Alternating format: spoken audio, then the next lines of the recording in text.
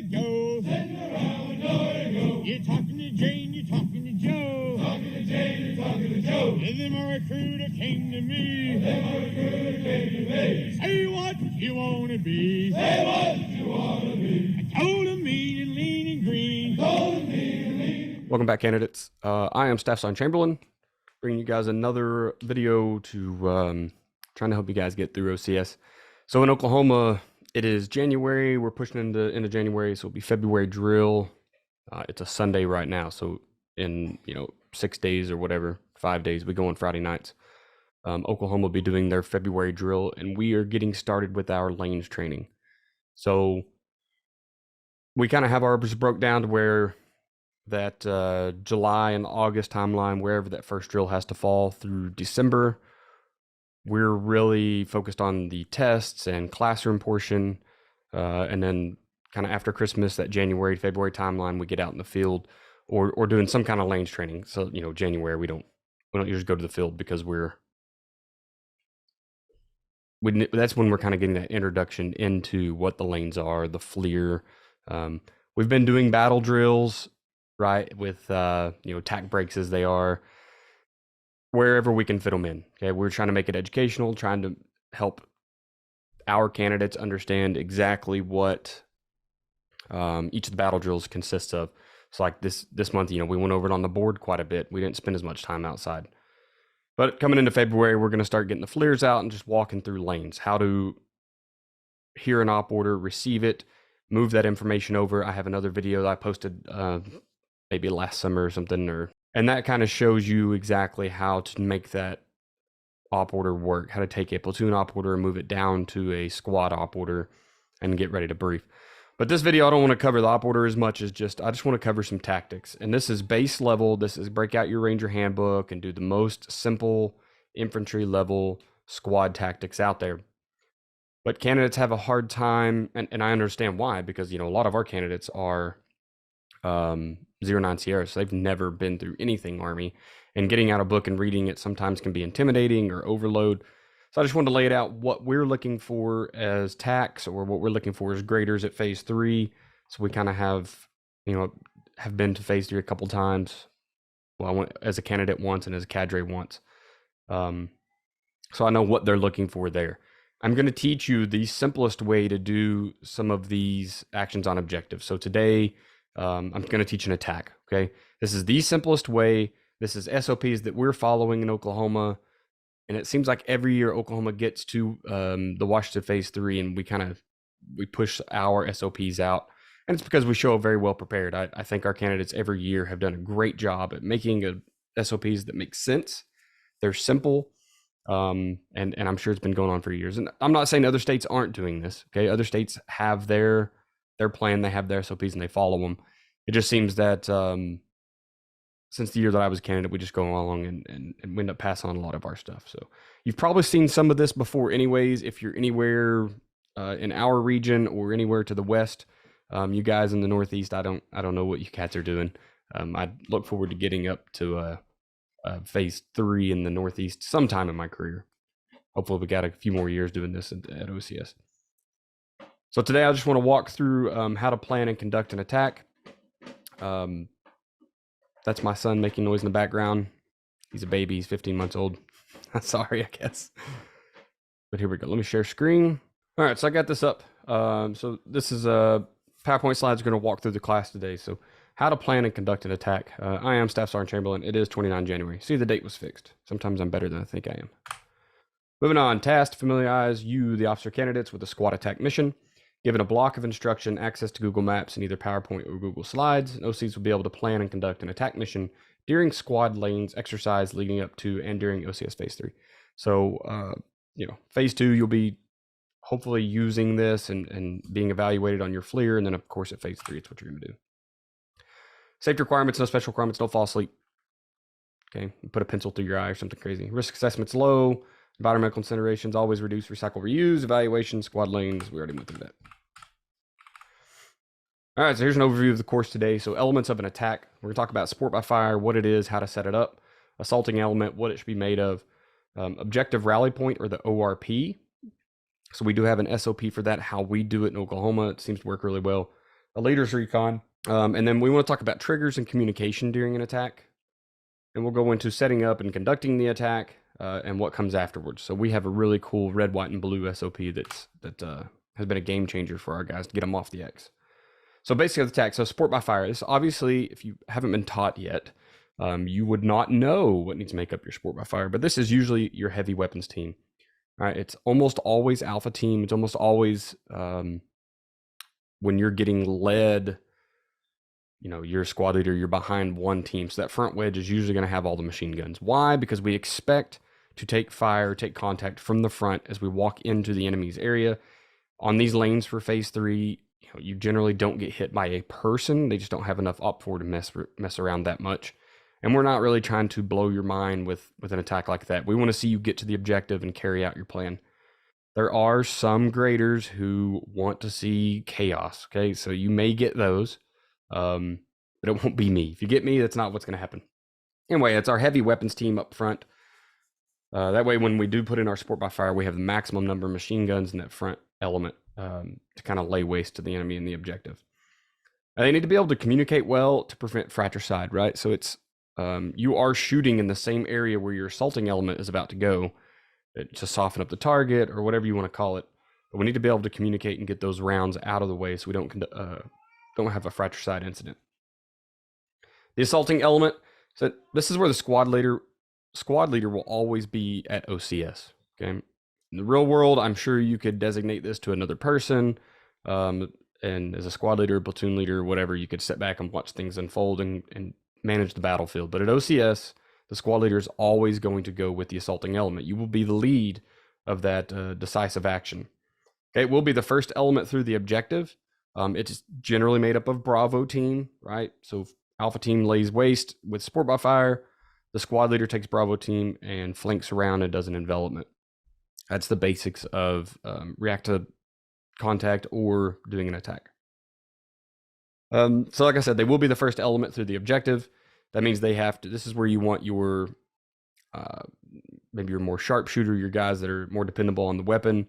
Also, you want to minimize the weapon size here. So a 249 can be in your assaulting element. A 240, I suppose, could be, but that doesn't make sense, right? Those guns you want to put on your support by fire so that you have what we call a mass casualty producing weapon, laying waste into the objective to soften it up before your assaulting element goes through. Also, bounding through a stinking objective or moving rapidly, it's gonna be kind of hard if you're toting around a 240 and you've got you never know what could go wrong. If you break a link or whatever, now you've ran out of ammo and it's just trying to get it reloaded. It's not good, right? So try to have your machine guns on support by fire and try to have your assault rifles on the assaulting element. Moving on. All right, so an objective rally point or an ORP. This is a secure place you're going to ground your equipment. You're going to lay your rucks there while you're conducting your attack. Some of the squad will wait here while you're doing your leader's recon, okay? And you will be hiding everything inside this ORP. You generally want this 50 to 200 meters from the objective. In the real world, that's way too close, but in OCS, some of the lanes are 400 meters, right? So you're barely going to get halfway. You're on a time limit as it is. I've seen lots of candidates try to be too far away and try to be too technical, and then their leader's recon goes forward and gets lost on the way back. They can't find their own ORP. So don't place it too far away from the objective. Be smart, get your go, and then when you get in the real world, they'll teach you how to do these things for real. I say the real world, when you get to your unit. Leader's recon is just a squad leader getting eyes on the objective. There's a way we do this that keeps you out of trouble, lets you get eyes on, see what you need to see, and then get out of there. So you are going to confirm the terrain. You're going to finalize your assault plan. Obviously, when you're reading a map, you may think you want to go left or right with your attack, as you're doing your envelopment, but you don't know until you get eyes on. So that's what this is for. Also, confirms terrain, confirms enemy. A lot of these are checkboxes on your FLIR. So this is actually knocking some of those out for you as well. And it's a recon, which is on your FLIR. You also want to ensure there's a 3-to-1 ratio friendly enemy. Obviously, we never want to go into a gunfight when we don't have a 3-to-1 ratio, right? That's what you've been taught this whole time. Triggers. So how are you going to tell the support by fire to begin? So triggers is something you're going to have in basically every mission type at OCS. Doesn't matter if you're doing an ambush, how are you going to start an ambush? A recon, a little less of a trigger there. Okay, maybe like what can you see that would get you back immediately with your group. when you're knocking out a bunker. Okay, how am I going to tell my bunker team that it's time to go do the thing? But here on an attack, you're really just worried about how to get the support by fire to begin firing. And it goes into communication, which is pace. So you will have a pace plan for your trigger with all the rest of these, right? So a trigger can also be paced. We like to use time as our primary, and there's a reason why. So if I tell my support by fire, I need 3 minutes to get into position for my assaulting element. Okay, I'm leaving them, and we'll walk through this in just a little bit. But if it takes me 2 minutes to get there instead of 3, that's okay. I can just sit in place. Okay, and 1 more minute, they should begin firing, and then I let the battle kind of develop. If it takes me 5 minutes to get over there, that's okay, because now they've just been softening up the target for 2 minutes, so I can get where I'm supposed to be, and we can initiate the attack. So there's time works really, really well. For an alternate, some people want to make noise, some people want to throw foxtails, so they'll tie a rock to some type of engineer tape or something and throw it out there. Just understand that your point as the assaulting element is to be hidden. Okay, you want to be a surprise over there. We want the support by fire to kind of take the attention of the enemy while we hit them from a flank when they don't know we're there. So anything that makes light, sound, smoke, any type of visual signal, the enemy's going to be able to catch up or pick up on that as well. Yes, your primary should always be radio, but we don't give you radios at OCS, so you're not going to ever pace plan a radio that doesn't work. A lot of times you're going to carry it around at Phase 3. Someone will have the radio on, and we're going to, notionally speak to higher on this radio that the RTO is carrying around, but that's not the case. They might give you a handheld between you and your grader, and so you can talk to higher on that radio, but you can't communicate with each other. All right, so for the rest of the communication, right, we're always thinking pace. So to go back to triggers, the rest of your pace, so your alternate might be sending a runner. Your alternate might be, we're going to start firing. Your alternate might be, whatever. You can pick 1,000 things and make one of them work. The 2 best ways to do it are going to be time, and then your next one can be sending a runner. That way you can stay hidden. Just remember that when you send a runner, you got to send 2, and that reduces your assaulting element because they have to go back and tell the support by fire to begin firing, and then come back to the assaulting element, so it's going to change up your timing. So just be aware of what you're trying to do. The simplest things, make time, and ensure that you have a team leader that can look at their watch and keep time. So following through with that pace plan and communication, we're going to talk about GOTWA several times in here. So a GOTWA is where am I going, others that I'm taking with me, what time I should return, what to do if I'm not back by that time, and then actions to take if either of us takes fire, right? So a GOTWA might be, hey, when I'm leaving the ORP, okay, I'm going to do a leader's recon. I'm taking Alpha Team Leader, Alpha Machine Gunner, and the RTO with me. We should be back in 20 minutes, so I will look at my watch and say 20 minutes, okay?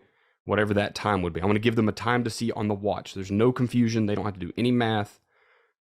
If I'm not back by then, come and find me. Something has gone wrong, or maybe you'll just bump into me on the way. Maybe it took me a little bit too long. But the point is, the element will be moving up to take care of the smaller element. And then actions, I like to always have people go back to the ORP. So if the ORP takes fire, the leader's recon will come back to the ORP. If the leader's recon takes fire, they will break contact, move back to the ORP, make a bigger element, and then we'll get out of here, or conduct react to contact, whatever it is. So that's kind of how a GOTWA works. Shift and lift, okay, we have to be able to pace out shift and lift. Once bullets are going off, it is okay for the assaulting element to make noise. So we like to use whistles. You can't do a number of whistle blasts, okay? Why? Well, because I'm shooting a 249 saw, the buddy next to me shooting a 240, the guy next to him shooting a 249, the team leader on that side has got his M4 and he's trying to worry about talking guns and where's the enemy at and all this, right? I may miss one of your whistles. So if I say 3 whistles is my shift and 5 whistles is my lift, I might hear 2 whistles and not know if you wanted me to shift or if you're trying to communicate something else with a whistle, right? So I don't know if I've heard that 3rd whistle. The same with shift and lift. Once you give me whistles and I'm like, okay, we're shifting, I blow my whistle back, we confirm. Now as a squad leader, you want to lift fire, so you go to your 5 whistles, but I only hear 3 of them. I might just think that you're still trying to get us to shift fire and you're looking for a confirmation, right? So you see how the communication can get blurry there. So what we like to do with our shift and lift is we like to do long whistles with a shift fire. So it don't matter 5, 10, 2, whatever. Count as many as you want. But we want very long whistle blast. So the squad leader will call, alpha team leader will call it back with their whistle. Then when we want to lift, we're going to go short choppy. Okay, so now it's very, very choppy whistles, just bursts. Same thing. I hear it, I respond. So we have to get that confirmation. We'll talk about LOA. We're not really pacing that, but we wanted to do last man and LOA calls, and then the second assault pushing through. So we'll see all those as we kind of go through the things here, the animations. I've got some sweet animations. All right, so let's get into setting up the attack. So ORP, SOP. Number one is choose an SOP and stick to it. It doesn't have to be this one, but you want to make sure everybody in your element understands the SOP, and we're not trying to do it a bunch of different ways. As we get to where the ORP location is, alpha team leader or the point man, it's usually alpha team leader at OCS, confirms the location with the squad leader. Okay, squad is moving fluidly, quickly dumping the rucks in the middle while moving at 360-degree security. We kind of take this over by force. Now we're sitting in an ORP. And then all of our main players that are going to go on Leaders Recon are going to stay in the middle. Okay, they will give a GOT1 and go do a Leaders Recon. So here's what that would look like. We're 50 to 200 meters from the objective. This is the ORP site. We don't know it yet, right? Because it's just trees or a valley or whatever the heck we put on a map. The team moves through. Notice we're still in our wedge. The alpha team leader is going to turn around and talk to the squad leader. They can't talk, so you can use hand and arm signals. We use there's a mic in the way. We use our hands flat and we make a circle for ORP. That's the signal we made up. Someone, I don't know. I say we, some candidates along the way. Okay. ORP. We kind of do it in a funny manner such that we can ask a question and say an answer at the same time. So as alpha team leader, I'm going to turn around and use real little and kind of make the huh face, right? So I've turned my back and I'm like, is this where you want it? We want the ORP. As a squad leader, I do the big one, like, yes, this is where I want ORP, right? So we got, this one? Yeah, that's the one. All right, so we get the signal. The squad leader confirms, hey, this is where I want ORP to set up. Okay, and then everyone just goes into action. We do the hand signal. Everyone knows it. We go move into doing our SOP. So this will happen all at once. I've got it broken down or in delays because it's animations and it looks cooler. But as you saw, alpha team's going to move in. Quickly drop their rucks in formation. Okay, so that way everybody knows whose ruck is everyone's. The leadership team does the same, and then Bravo team takes up the rear. Notice we have 360-degree security with 5 out of our 10 members. We have both team leaders in the middle who are broken up by color here. The squad leader, the RTO, and one of alpha team's machine guns. I guess we're going to watch it again because why not? Okay, the rucks get placed in the same wedge that we marched in. So that way everyone knows where theirs is. It's easy to find. Bravo team's not having to do a bunch of prettying it up. The Bravo team leader is going to slightly organize this because he has to go into camouflage mode, right? He's going to start hiding rucks. All the stuff that the Ranger's Handbook says you need to do in an ORP. Coffee's good for the soul. Then we're going to give our Gatwa. See, yep. So we're going to get ready for our Leaders Recon. Okay. So we're in the ORP. We took it by force. We have a plan. The rucks are organized. Everyone knows what they're supposed to be doing. Notice the machine gun is not facing 12 o'clock toward the objective because we're about to send a team up there. Okay. We don't really want the machine gun pointing directly at our own guys. I'd rather have people who can take, more accurate shots and use less ammo. Moving on, setting up attack. We got the Leaders Recon. So the squad leader is going to give Bravo team leader their GOTWAs. We're going to talk about the same GOTWA I gave earlier. I'm going to do a Leaders Recon. I'm taking the Leaders Recon team with me, which is always going to be squad leader, RTO, alpha team leader, and an alpha machine gunner. Okay? That's what it's going to be. Generally 20 minutes is plenty, okay, to get there and get back. I have seen candidates get lost on the way back to the ORP as the squad leader, and then that 20 minutes passes, and then the entire ORP picks up and goes to look for them, and it causes chaos. But that's what the timeline is for. Things happened as they were supposed to, and that guy eventually got his go. All right, so the Leaders Recon team, which I've already discussed, they're going to move forward to the objective. They're going to get close enough to see what needs to be seen without being detected by the enemy. So we have to cover some distance. You may have to move quick, but as you get closer, remember you're trying to do pace count and everything else still. You just want to make sure that you're being sound and visually aware. Okay, you don't want to give away your position.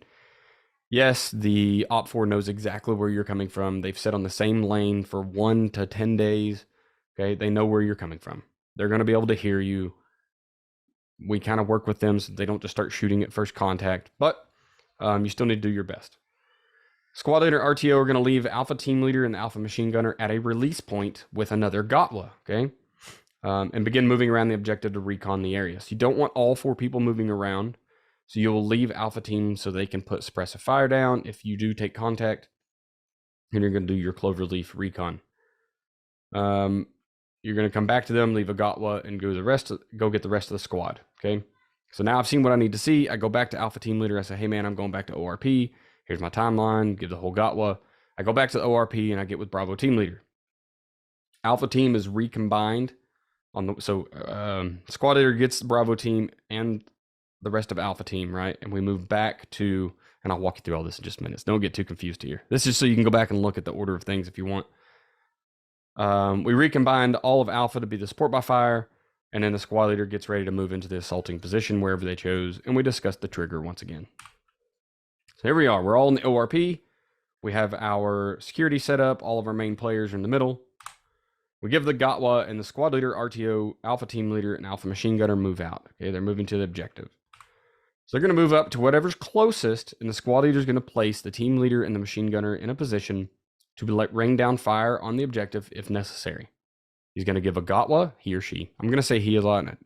Please don't take that as anything. Just he or she. They are going to leave a Gotwa and then get ready to go do their Cloverleaf. Squad leader and RTO move out in Cloverleaf. Notice that they're moving towards the objective and then back away from it in straight lines. Okay, so human eye is better at identifying movement than anything else. Movement across visual plane is going to be a lot easier to see than something that just grows, right, and then moves away. So that's how we want to think about this. You want to be walking directly into the objective and directly out when you're trying to get up and get closer to see what you can see. When you're moving on your Cloverleaf, you want to get back behind plenty of cover, or concealment, I should say, so the enemy can't see you moving around.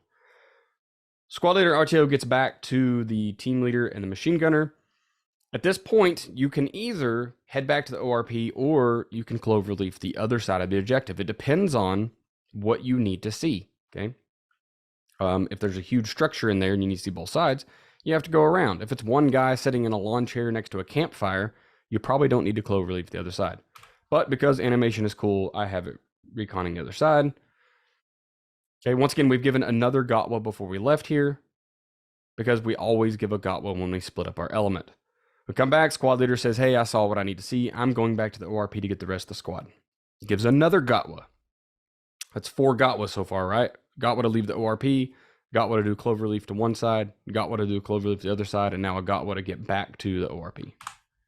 So we leave Alpha Team in place to keep eyes on the objective to ensure that nothing changes. Maybe the enemy, plussed up their sizes. Maybe when we did our recon, we had a 3-to-1, but we come back, it's like, hey man, a platoon moved in.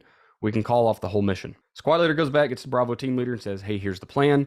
I confirmed the terrain, and I decided that I want to go, we use California and New York. California is the left, New York is the right. So I decided I want to do a California.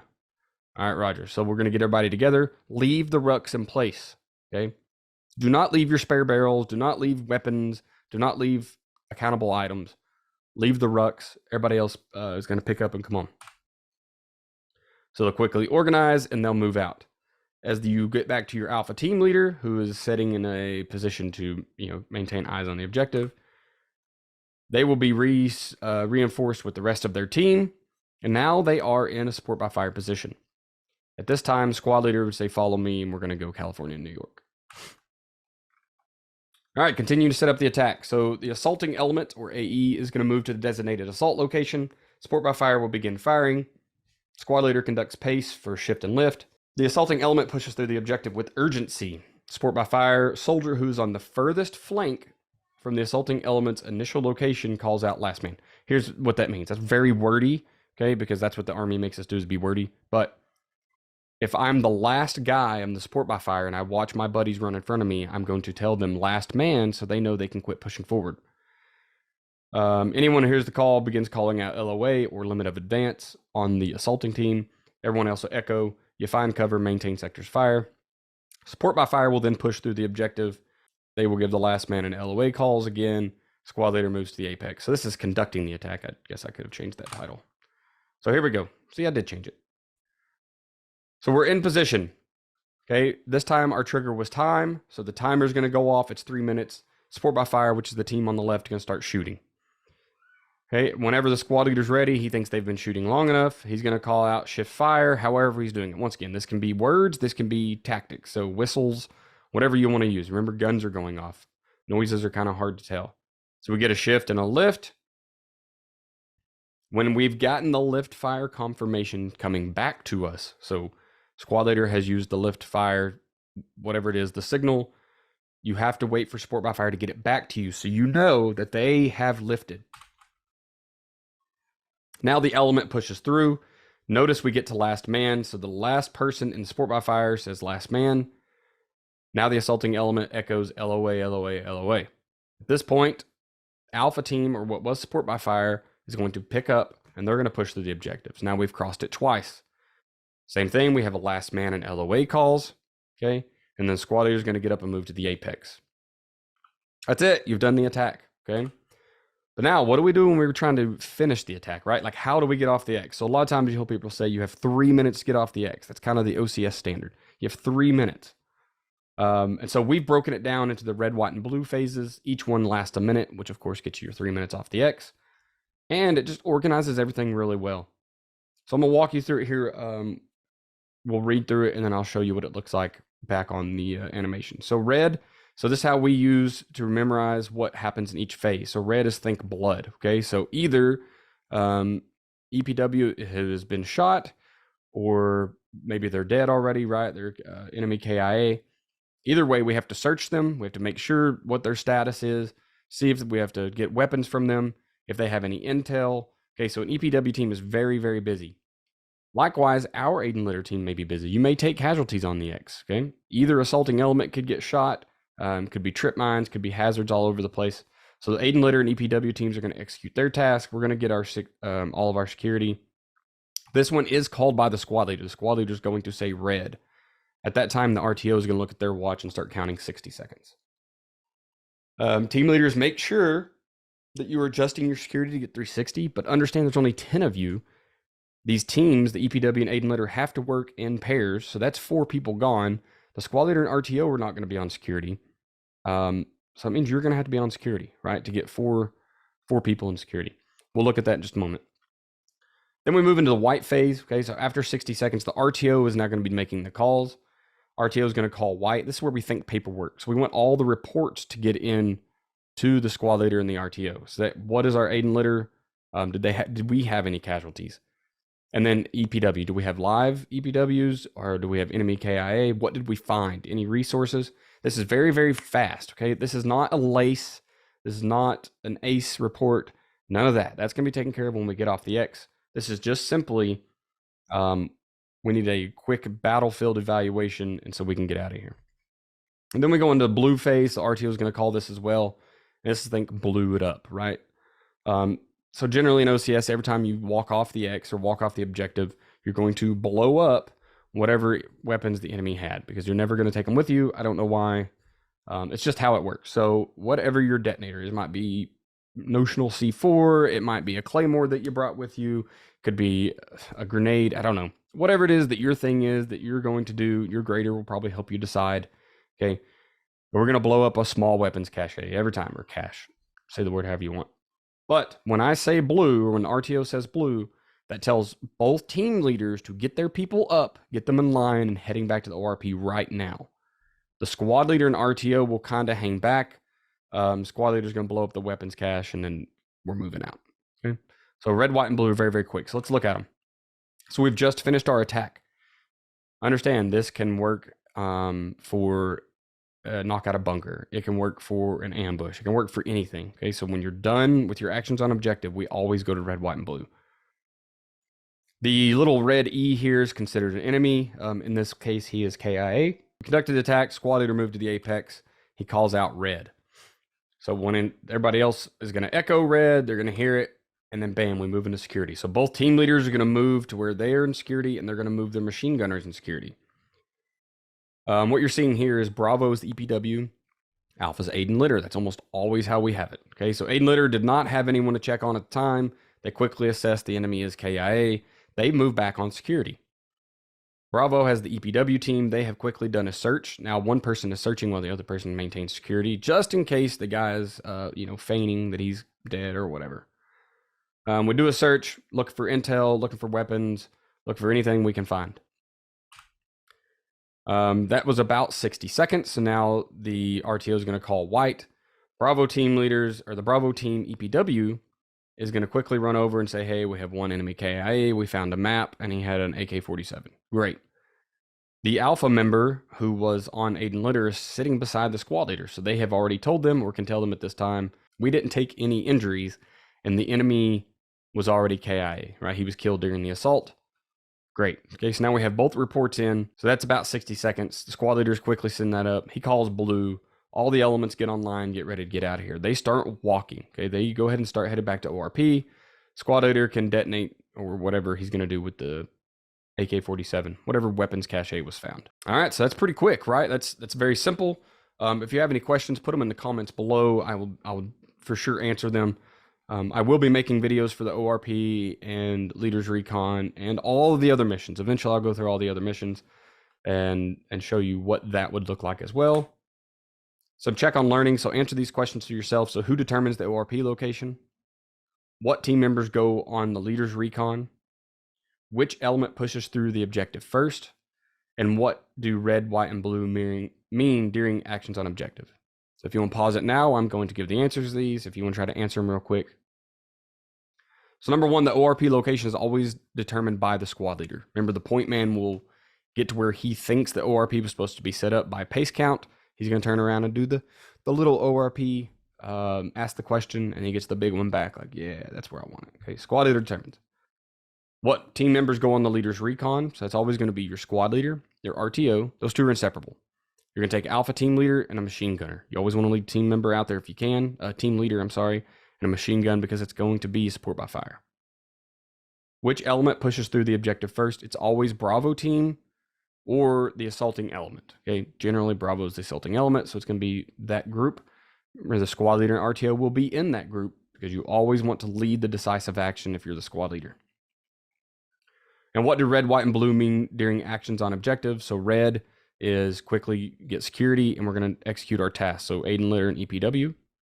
White, all reports come into the squad leader and RTO. Blue, everyone's getting up and moving back to the ORP to get our rucks while we blow up, or while the thing is blown in place, whatever the weapons cache is. A quick overview about what we went over. So elements of the attack. So we had support by fire, assaulting element. We talked about ORPs, what that SOP looks like, the Leaders Recon, and that SOP. We discussed triggers and communication. Setting up and conducting the attack. So what does the objective rally point look like, on paper? Of course, it should look the same. I'm sure all of you have Call of Duty at this point. You can think about a mini map. So that's how I kind of translate all this. How do we conduct a Leaders Recon, and then actions on objective? And then what comes after the attack? So that's when we talked about red, white, and blue phases. And we did our check on learning. All right, so I'm going to stop sharing the screen here. Maybe. Hey, there we go. All right, I'm back. So hopefully this was helpful to you on how to conduct an attack. The ORP and Leaders Recon are the same in every single mission you have at OCS. And so is the red, white, and blue phase, right? Those things can be transposed from mission to mission to mission. A recon mission is just a Leaders Recon. You just plus it up plus 2 more people. So you take all of Alpha team, you leave Bravo in the ORP, and when you cloverleaf, you just send a team from Alpha around one side, and then squad leader and RTO go on the other. I will do a video on that as well to explain it. It's pretty simple though, guys. That's how you're going to do every single mission at OCS in Phase 3, okay? The meat and potatoes of what you're doing on the objective can change, but everything around it should stay the same from brief to brief. So don't overthink it. Watch some of the other videos if you're still looking at problems on briefings. Like I said, I will try to get some ORP, some Leaders Recon, and all the other missions done up.